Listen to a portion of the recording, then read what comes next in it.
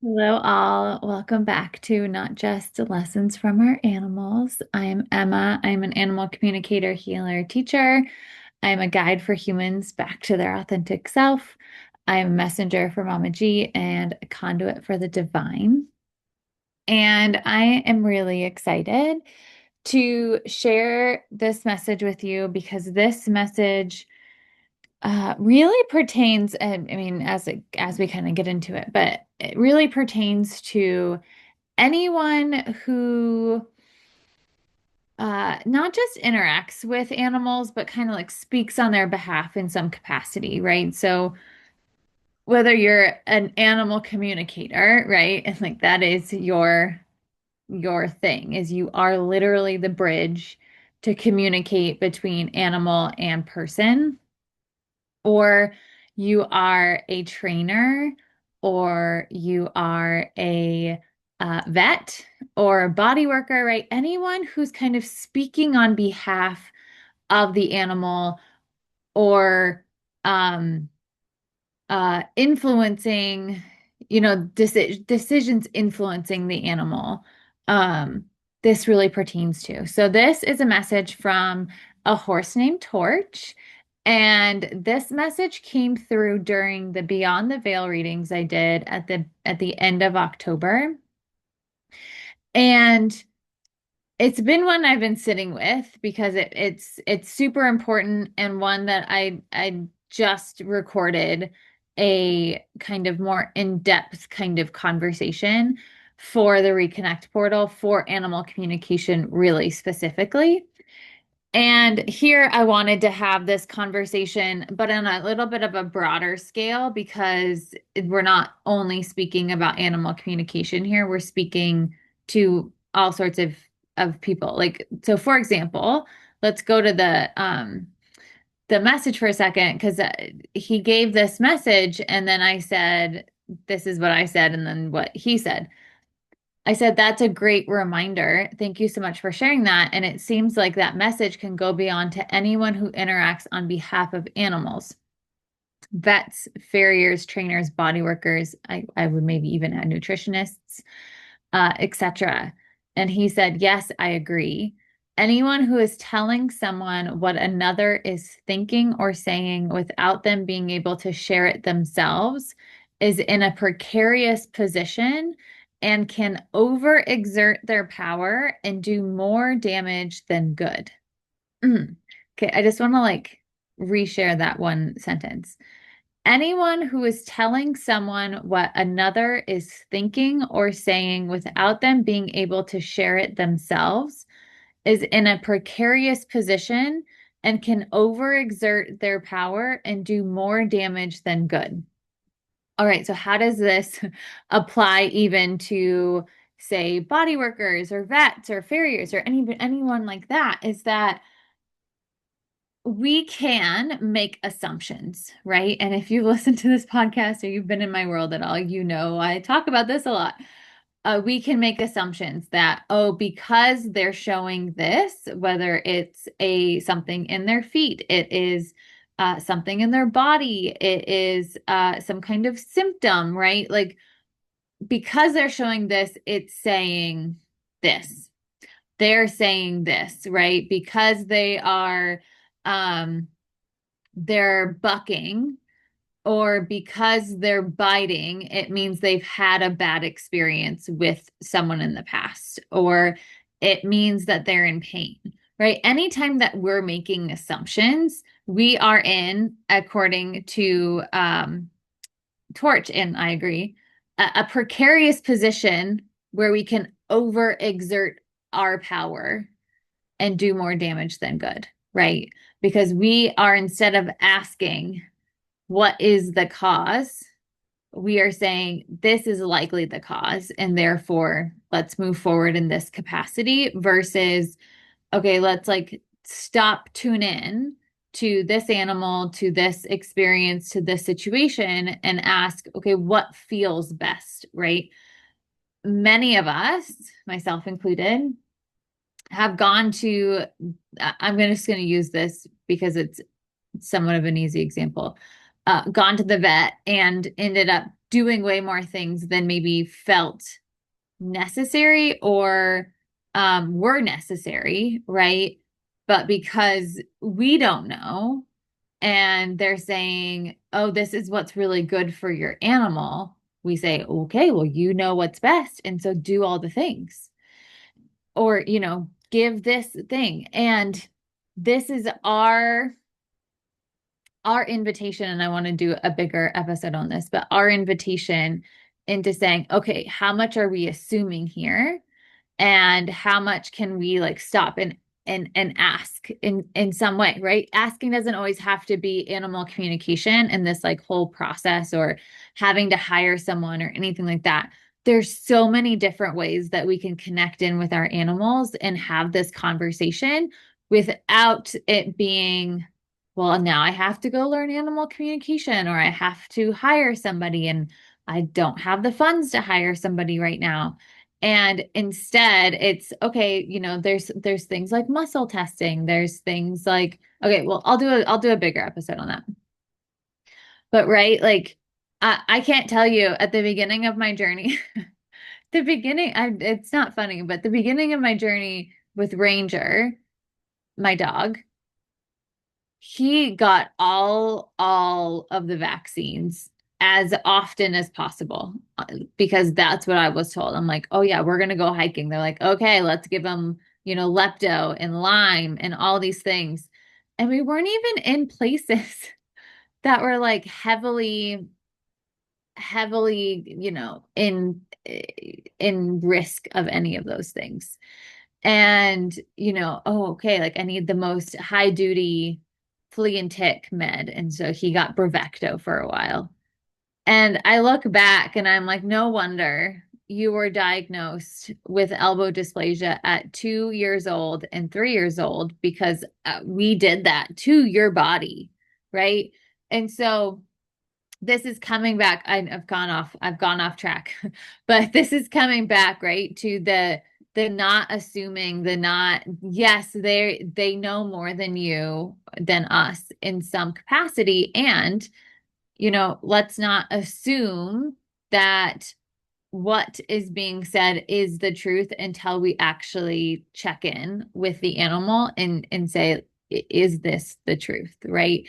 And how much, if you are one of those people, right? And I include myself from an animal communication standpoint, how much are we maybe assuming things or making connections that aren't actually being made, that we're just like, oh, well, it feels like this and they're showing this, so therefore this likely is the case. And it's like, whoo, no one's asking us to do that.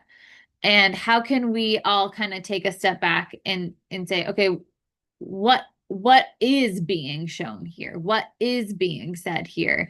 And what assumptions are we making? And how can we come back to the baseline and go from there?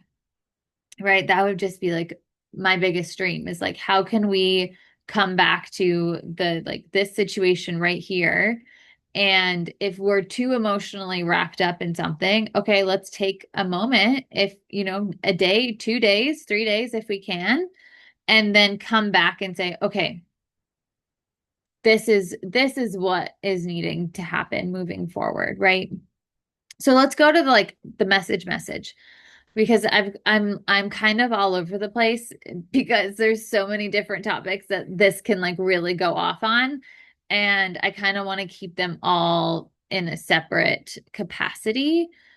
And this feels like an important conversation for anyone who's interacting with animals, and then, like I said, speaking on their behalf in some way, right? And then how can we check ourselves to say, okay, how much have I been doing this? Like, how much have I been maybe overexerting my experience? Because, in my experience, this is this. And instead of maybe stating it in that capacity, we just make it fact, right? We just say, okay, well, this is what's happening. So, they likely need this medication. So like, let's move forward with this or whatever. Like, I last year ended up going to urgent care for Ranger, who was acting very weird, and threw up once in the car on the way to the vet, which then right after I was like, he's fine.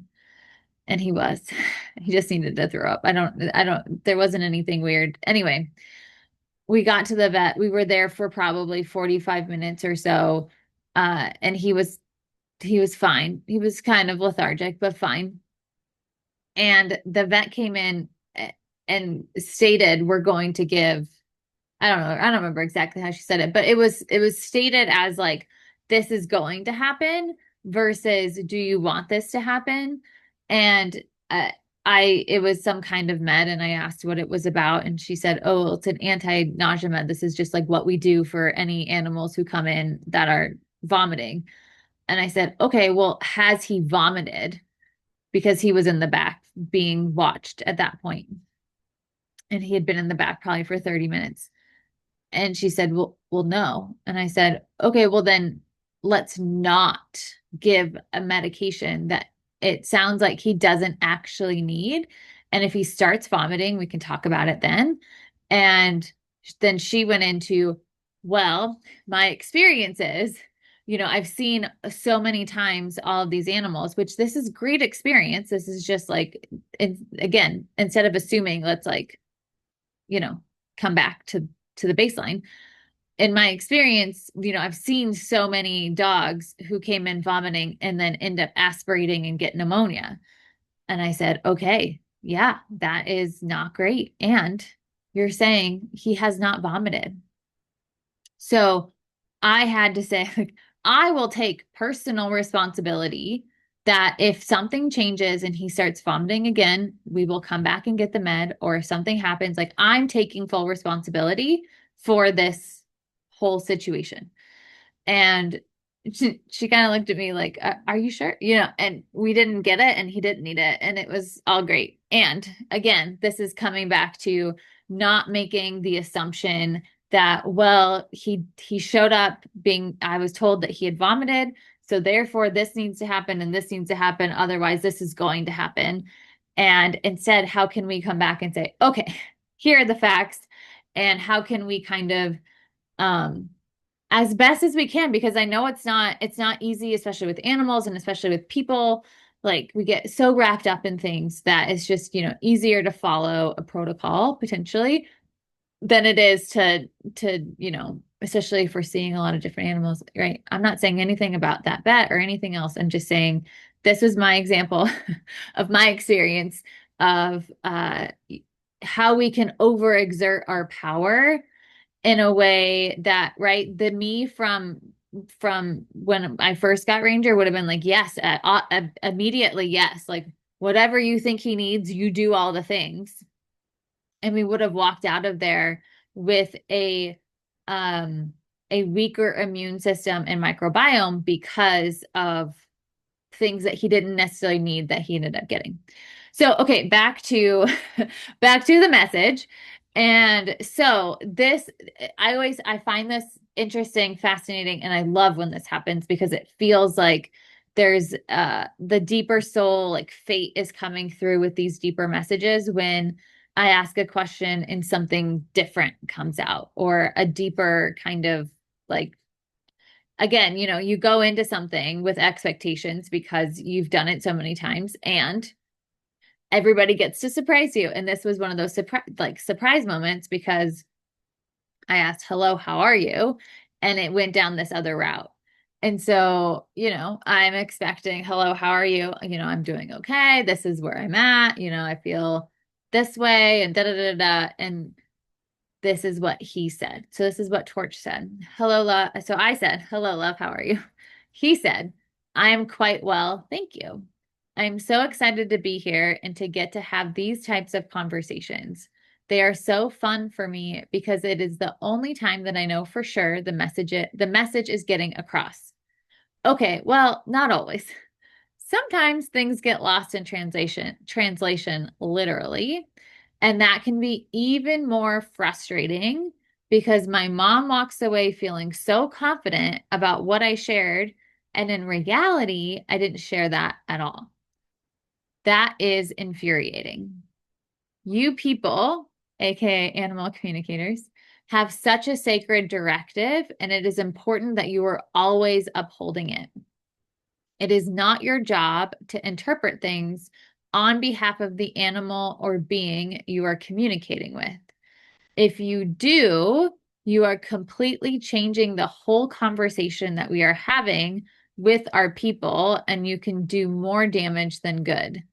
So please, please, please be extra careful and intentional when you are communicating and bridging that gap between human and animal, and that you are always being as transparent as possible and never changing anything that is being said. Right?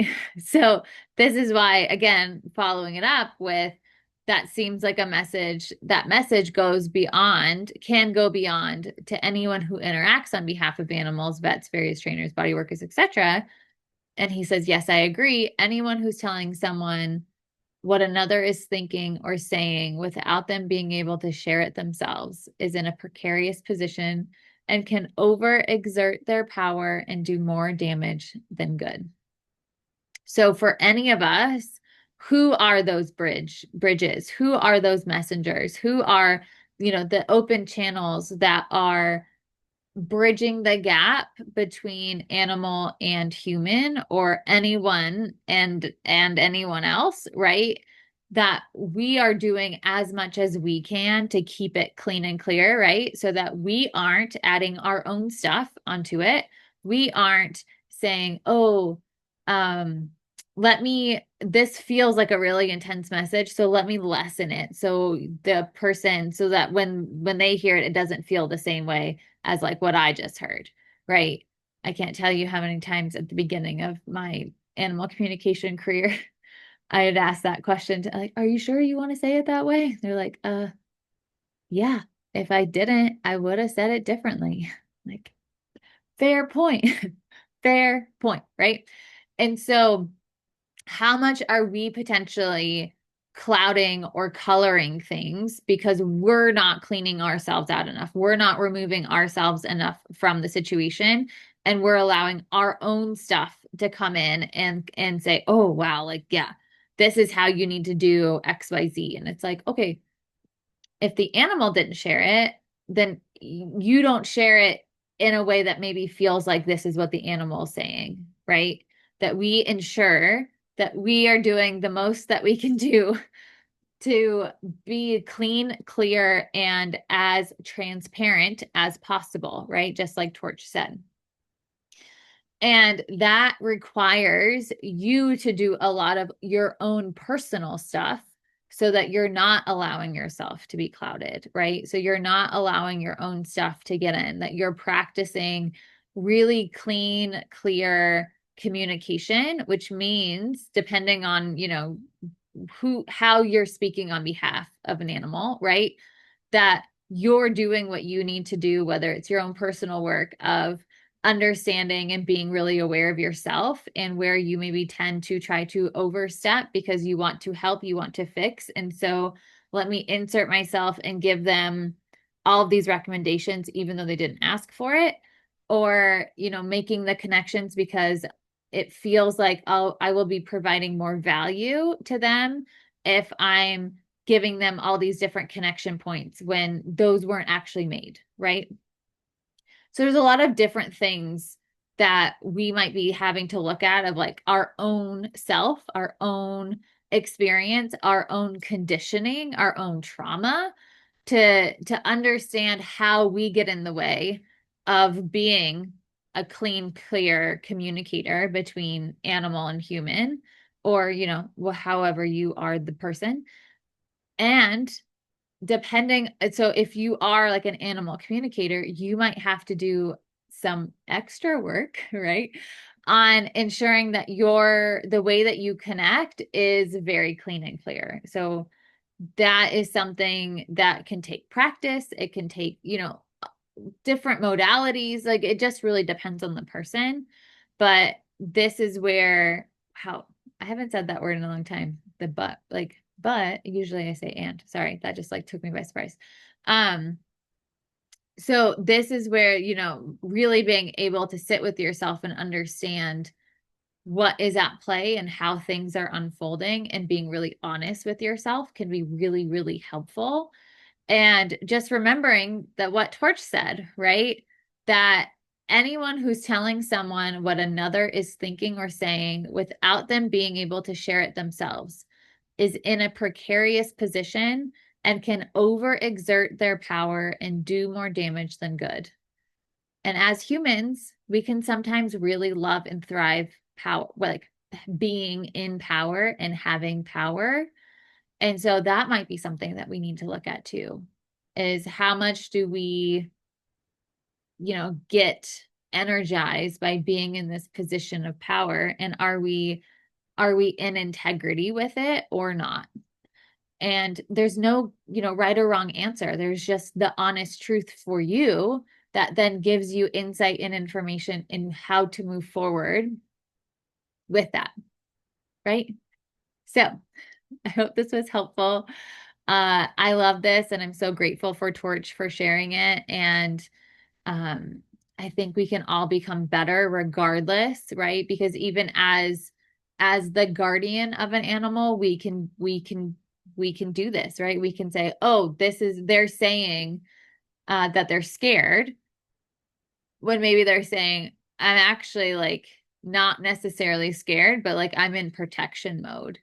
Or anytime that we end up speaking on behalf of them or interpreting their body language, when in reality it may not be saying that. And so this really applies to all of us who have animals, and especially for those of us who are supporting animals in a more kind of business capacity, where we are, telling their people, do this, don't do this, or this is what they say about that, or, a whole multitude of things. So I could probably go on and on for this. Um, yeah, it's just a really important message. So I hope it was helpful, and I hope it helps you interact and view your interactions with animals maybe in a different way, and also come back to being really aware of yourself, and where maybe you are needing to kind of clean house a little bit for yourself. And this is always a good reminder for me to do the same thing. So I'm in it with you all. And yeah, all right. I hope you have a great rest of your day, and I will talk to you all soon. All right. Bye for now.